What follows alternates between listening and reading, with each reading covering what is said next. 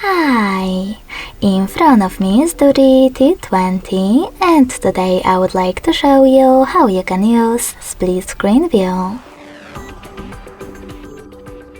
First of all, open two apps in the background that you wish to use in this view, like Chrome and Play Store.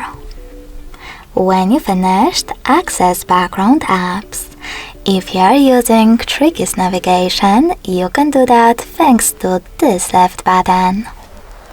Now click on the icon of your app, tap on split screen, and click on the other one.